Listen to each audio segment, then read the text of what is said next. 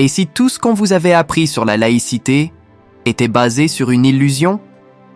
On vous a répété que le religieux devait être séparé du politique, que c'était une évidence, une avancée, une norme universelle. Mais l'histoire raconte autre chose. Dans la majorité des civilisations humaines, le pouvoir cherchait à s'adosser à un ordre supérieur, souvent religieux ou mythique, pour se légitimer. Mais attention, cela ne veut pas dire que toutes les civilisations ont sacralisé le pouvoir de la même manière. Car l'islam, lui, a toujours rappelé que seul Allah détient le pouvoir absolu et que toute autorité humaine n'est légitime que si elle respecte ses lois. Alors, que vaut vraiment ce modèle de séparation? Est-il universel ou simplement occidental?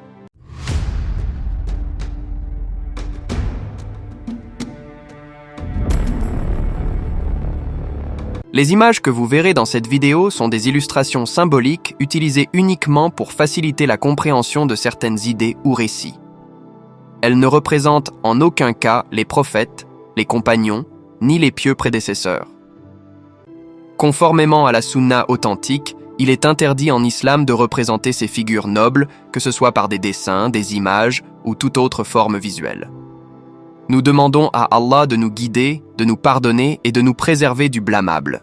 وَإِذْ قَالَ اللَّهُ يَا عِيسَى ابْنَ مَرْيَمَ أَأَنْتَ قُلْتَ لِلنَّاسِ اتَّخِذُونِي وَأُمِّيَ إِلَٰهَيْنِ مِن دُونِ اللَّهِ قَالَ سُبْحَانَكَ مَا يَكُونُ لِي أَنْ أَقُولَ مَا لَيْسَ لِي بِحَقٍّ إِن كُنتُ قُلْتُهُ فَقَدْ عَلِمْتَهُ تَعْلَمُ مَا فِي نَفْسِي وَلَا أَعْلَمُ مَا فِي نَفْسِكَ إِنَّكَ أَنْتَ عَلَّامُ الْغُيُوبِ. Et si on vous avait menti sur la laïcité? On vous a répété que le politique devait être séparé du religieux, que c'était une évidence, une avancée, une norme universelle. Mais si je vous disais que cette idée est en réalité toute récente, propre à l'Occident moderne et étrangère à la majorité des civilisations humaines, dans l'immense majorité des sociétés traditionnelles, le pouvoir a toujours été lié au sacré. Pas nécessairement parce que le pouvoir est lui-même divin, mais parce qu'il tirait sa légitimité d'un ordre supérieur, souvent religieux, spirituel ou mythique. Mais attention, cela ne signifie pas que toutes les civilisations ont sacralisé le pouvoir de la même manière. En particulier, l'islam n'a jamais divinisé les rois ni les dirigeants. En islam, c'est Dieu qui sacralise ce qu'il veut. Le pouvoir politique, s'il est légitime, ne l'est que parce qu'il respecte les prescriptions divines, pas parce qu'il détient un caractère sacré en soi. Cette nuance est capitale. Mais qu'en est-il du reste du monde? L'histoire nous montre que dans de nombreuses civilisations, le pouvoir était perçu comme un lien direct avec le sacré. L'homme, dès qu'il a formé une société organisée, a cherché à légitimer son pouvoir par un principe religieux ou mythique, le rendant ainsi sacré. Le roi, l'empereur ou même le chef de tribu était souvent considéré comme un représentant direct de Dieu ou comme un être à part, lié au divin. Ce n'était pas simplement un pouvoir temporel, il portait en lui une dimension spirituelle qui le rendait quasi intouchable. Le rôle sacré du pouvoir était fondé sur des bases culturelles et religieuses, parfois même mythologiques ou magiques. Le pouvoir politique et religieux se fusionnaient, et souvent, le chef n'était pas vu comme une simple autorité humaine, mais comme un être sacré possédant des pouvoirs surnaturels, qu'ils soient réels ou symboliques. L'existence même du pouvoir était donc souvent justifiée par des croyances religieuses qui faisaient du roi, de l'empereur ou du chef, non seulement un dirigeant, mais aussi une figure divine. Jean-Claude Sirono nous rappelle que ces fondements sacrés du pouvoir sont un concept largement accepté en sociologie et en ethnologie. Depuis les travaux de James Frazier et de Mark Bloch jusqu'aux études plus contemporaines, il est clair que la sacralité du pouvoir est un phénomène récurrent dans de nombreuses cultures.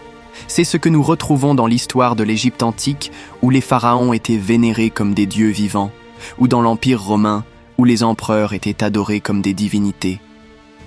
Mais la sacralité du pouvoir, bien qu'elle ait pris différentes formes, s'est surtout divisée en deux catégories.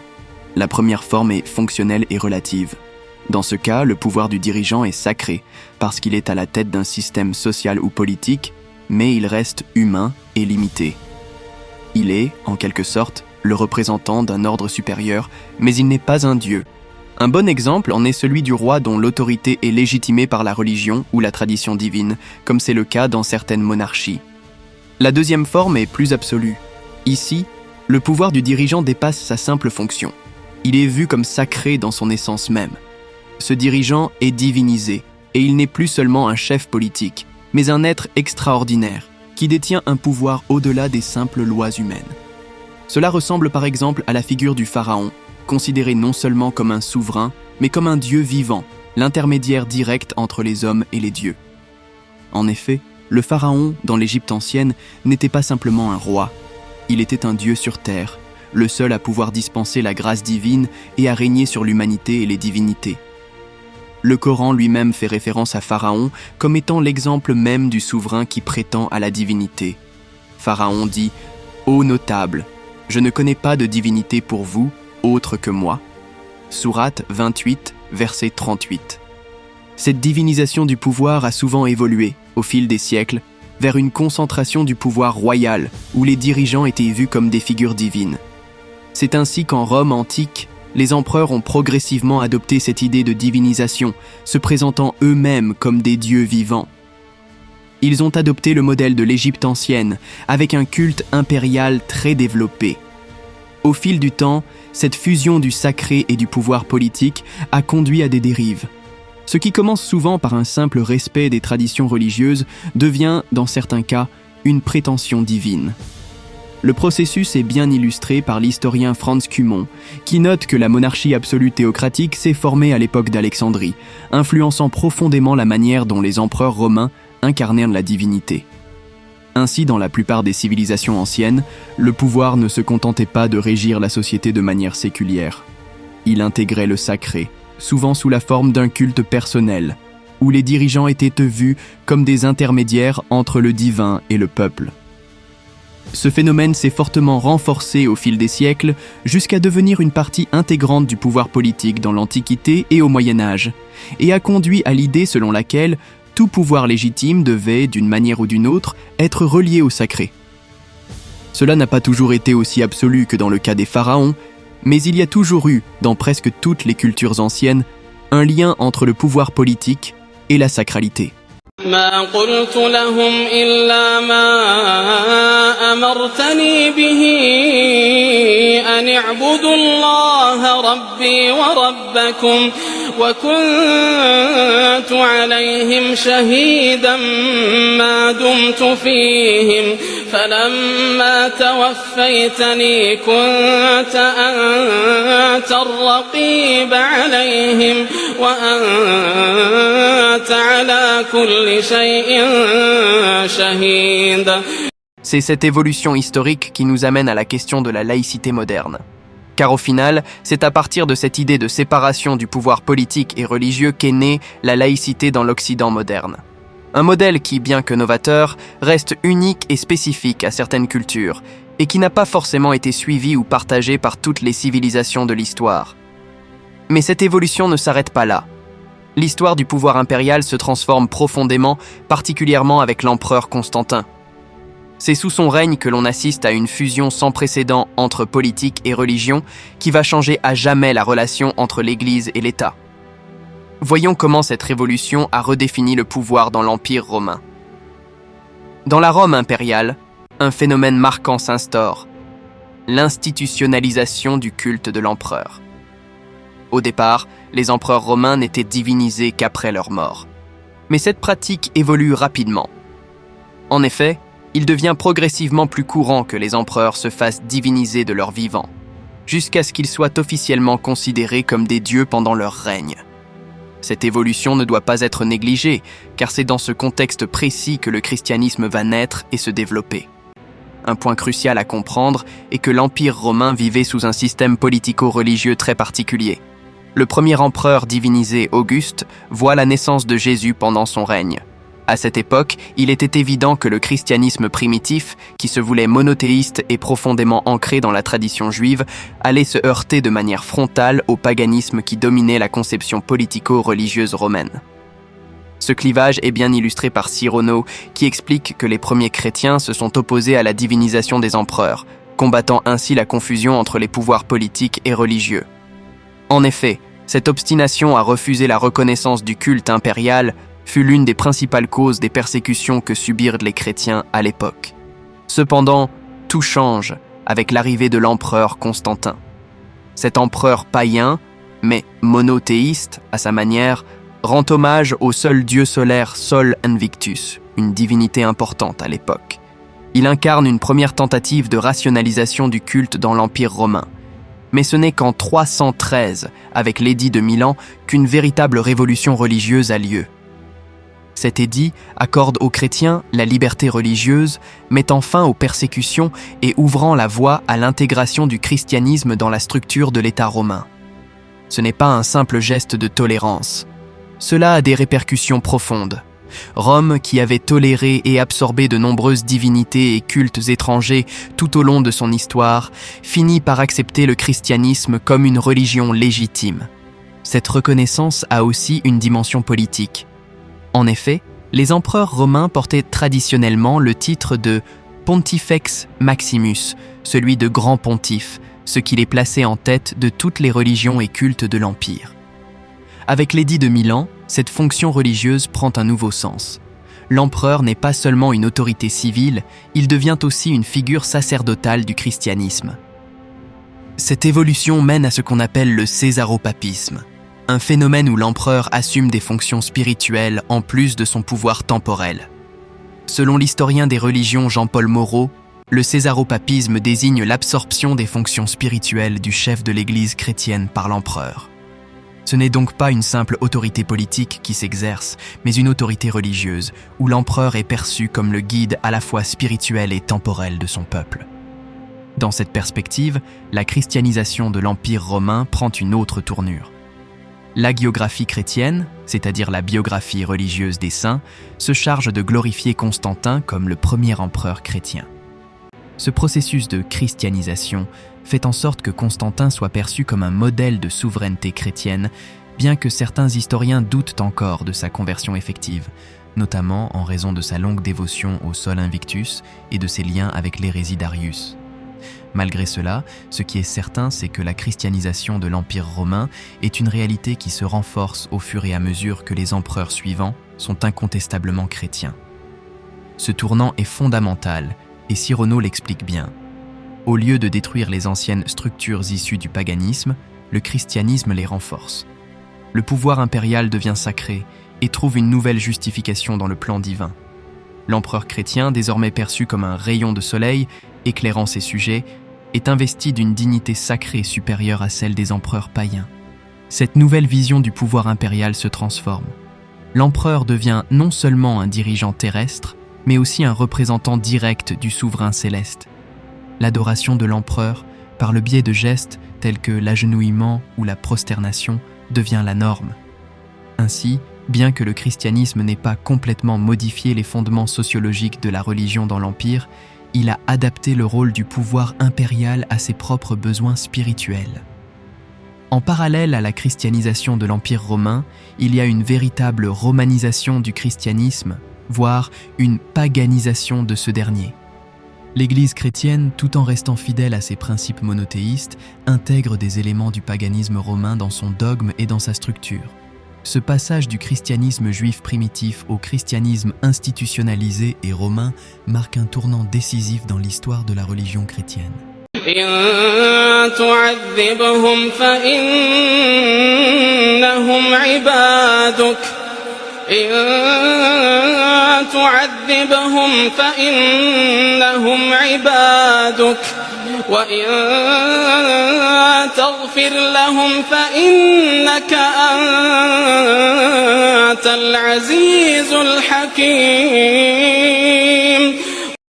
Ce processus de transformation est crucial car il montre comment l'Église a progressivement abandonné l'idéal d'un pouvoir sacré appliquant une loi religieuse, comme celle de la Torah ou des Évangiles, pour adopter un modèle de pouvoir désacralisé. Ce dernier a une autonomie juridique et législative, distincte de la loi divine. Ce changement radical est inauguré par Constantin et il va marquer les rapports entre l'Église et l'État pendant des siècles. Avec l'avènement de Constantin, la persécution des chrétiens prend fin et une période de tolérance commence. L'Église, longtemps persécutée, bénéficie désormais de la protection de l'empereur. Ce processus de tolérance va permettre au christianisme de s'étendre et de se solidifier au sein de l'Empire romain, créant ainsi les bases d'une nouvelle ère religieuse et politique, où l'Église et l'Empire sont désormais indissociables. Et c'est justement cette alliance, puis cette tension entre le pouvoir impérial et le pouvoir ecclésiastique, qui va façonner toute l'histoire du christianisme, d'une Église soutenue par l'Empire, à une Église qui finit par s'interroger, qui détient vraiment l'autorité divine sur terre. ومنهم أميون لا يعلمون الكتاب إلا أماني وإن هم إلا يظنون فويل للذين يكتبون الكتاب بأيديهم ثم يقولون هذا من عند الله ليشتروا به ثمنا قليلا فويل لهم مما كتبت أيديهم وويل لهم مما يكسبون. Quand on pense à la naissance du christianisme, on imagine souvent une église construite en opposition au pouvoir impérial. Une église persécutée, marginalisée, et qui se serait ensuite imposée face à un empire affaibli. Pourtant, cette idée est trompeuse.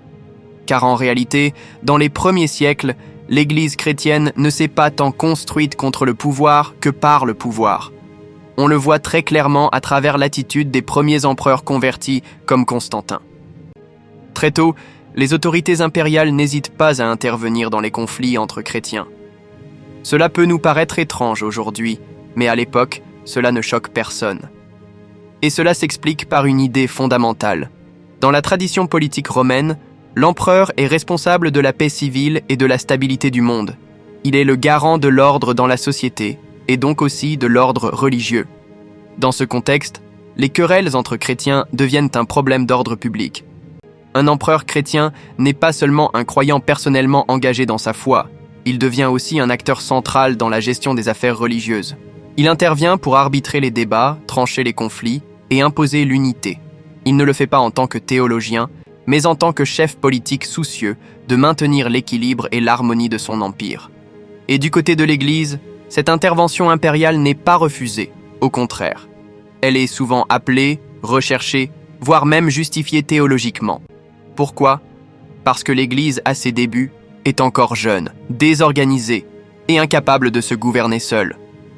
Elle manque de structures solides, de règles communes, d'unité doctrinale. Elle est traversée par des divisions internes, des hérésies, des conflits d'autorité. Et pour faire face à cette situation, elle a besoin d'un arbitre puissant, capable d'imposer des décisions. Ce rôle, c'est l'empereur qui va l'endosser. Certains théologiens vont même jusqu'à donner à ce rôle une valeur sacrée. Eusèbe de Césarée, par exemple, célèbre Constantin comme un évêque général et le décrit comme le commis des saints mystères. Ce vocabulaire religieux n'est pas anodin. Il montre à quel point on reconnaît à l'empereur un rôle spirituel. Il est vu comme un homme choisi par Dieu pour accomplir une mission dans l'histoire du salut. Ce lien étroit entre l'Église et l'Empire va profondément marquer l'histoire du christianisme. Il va permettre à l'Église de se structurer, de s'unifier, de se hiérarchiser. La période de paix qui s'ouvre avec Constantin, qu'on appelle souvent la paix constantinienne, est décisive. C'est durant cette époque que l'Église développe ses premières grandes institutions, qu'elle organise les conciles, qu'elle élabore les règles de la foi et qu'elle commence à construire un pouvoir spirituel centralisé. C'est aussi à cette époque qu'apparaît progressivement la figure du pape, l'évêque de Rome. Dès le IIIe siècle, certains évêques de Rome, comme Calixte ou Étienne, revendiquent une autorité particulière. Et cette autorité repose sur une référence précise. L'idée que l'évêque de Rome est le successeur de l'apôtre Pierre. Un verset de l'Évangile selon Matthieu devient alors central. Jésus dit à Pierre, « Tu es Pierre, et sur cette pierre, je bâtirai mon Église. » Ce verset va fonder la doctrine de la primauté de Rome. Avec le pape Léon Ier, cette idée est pleinement développée. Il affirme que l'évêque de Rome est l'héritier direct de Pierre, qu'il possède une autorité supérieure sur tous les autres évêques, et que cette autorité vient directement du Christ. Cette affirmation va transformer la nature du pouvoir dans l'Église. Désormais, il y a un centre, un chef, un garant de l'unité. Mais ce renforcement du pouvoir papal n'efface pas pour autant le rôle de l'empereur. En 380, un tournant majeur a lieu. L'empereur Théodose proclame le christianisme religion officielle de l'Empire romain par l'édit de Thessalonique. À partir de là, tous les empereurs sont chrétiens. Ils abandonnent le titre de Pontifex Maximus, qui était lié au culte païen, mais ils conservent une fonction religieuse. Ils continuent de jouer un rôle dans les débats doctrinaux, dans la convocation des conciles, dans l'application des décisions théologiques. Dès lors, une question fondamentale se pose. Qui, du pape ou de l'empereur, détient la véritable autorité religieuse?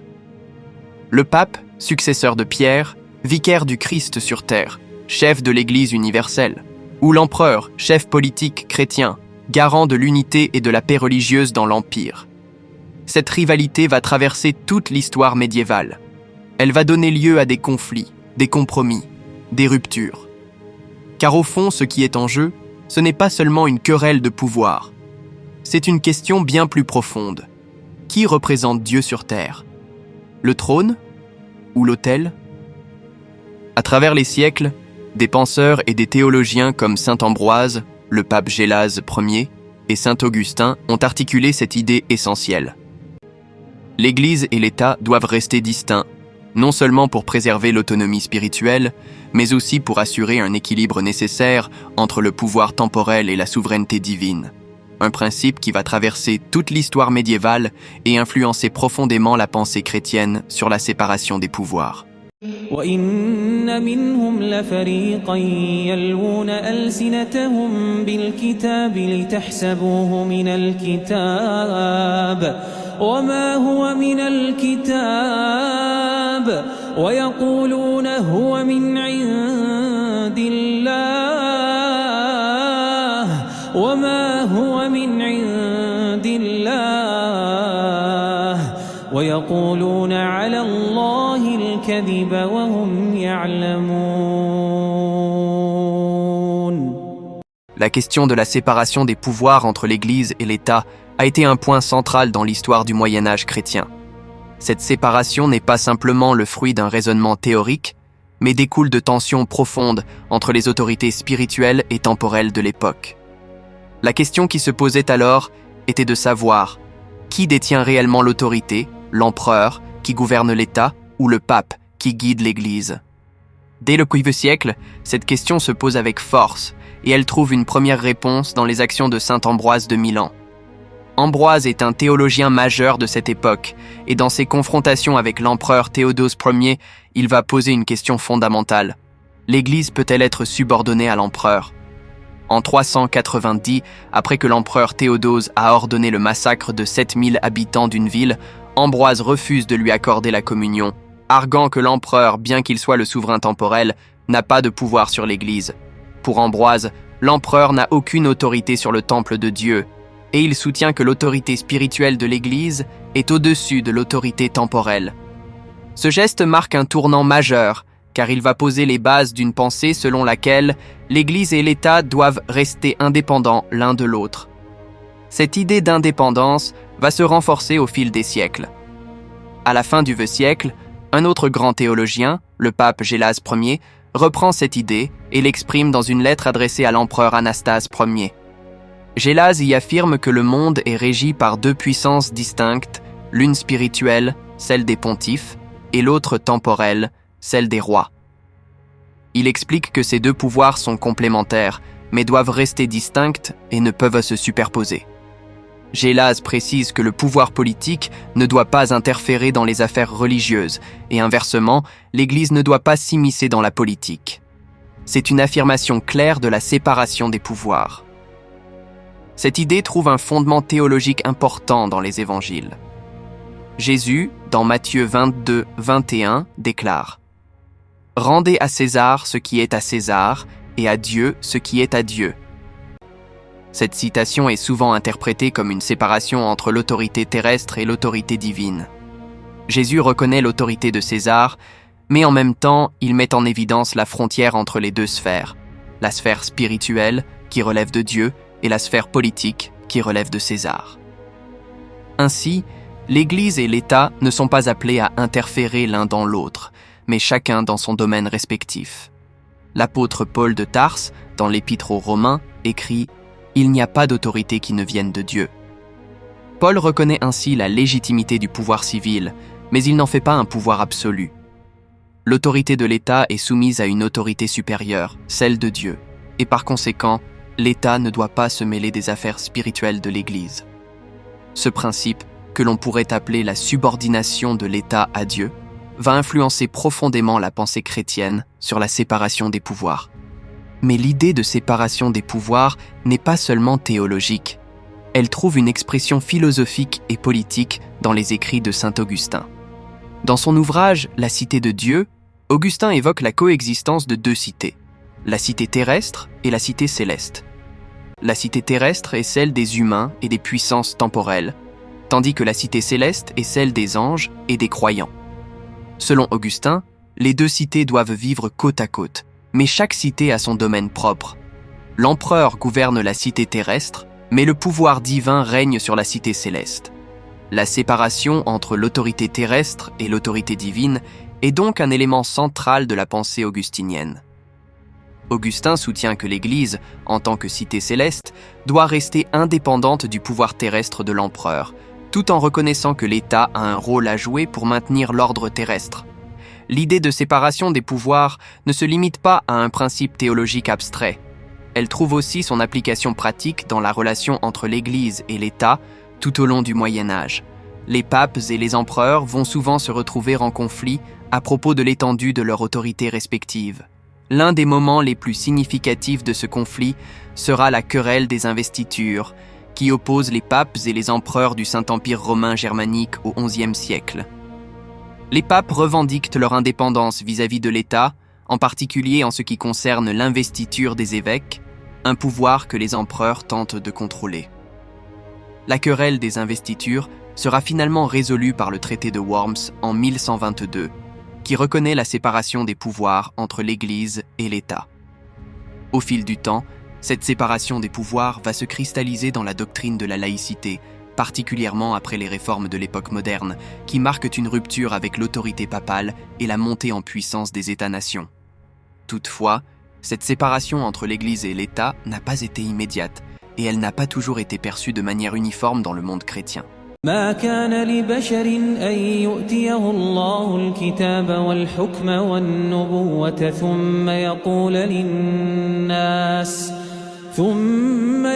للناس كونوا عبادا لي من دون الله ولكن كونوا ربانيين بما كنتم تعلمون الكتاب وبما كنتم تدرسون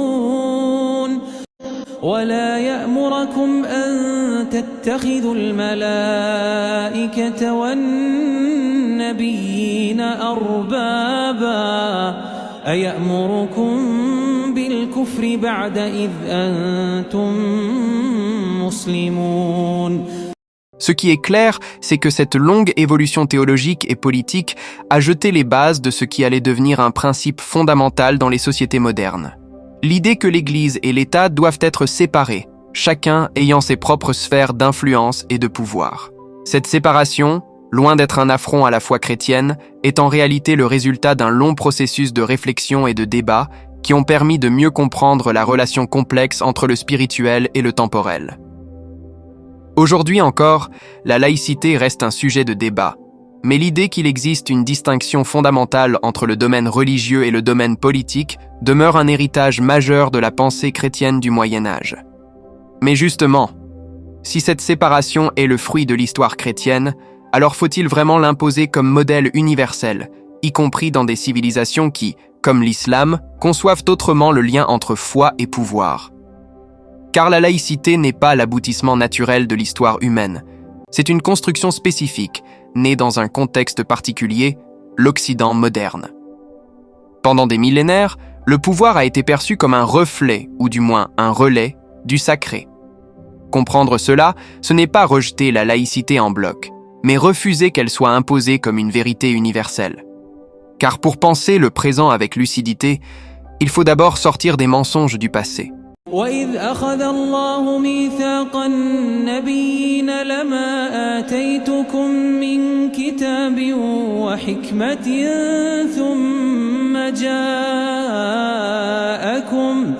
ثم جاءكم رسول مصدق لما معكم لتؤمنن به ولتنصرنه قال أأقررتم وأخذتم على ذلكم إصري قالوا أقررنا قال فاشهدوا وأنا معكم من الشاهدين فمن تولى بعد ذلك فأولئك هم الفاسقون أفغير دين الله يبغون وله أسلم من في السماوات والأرض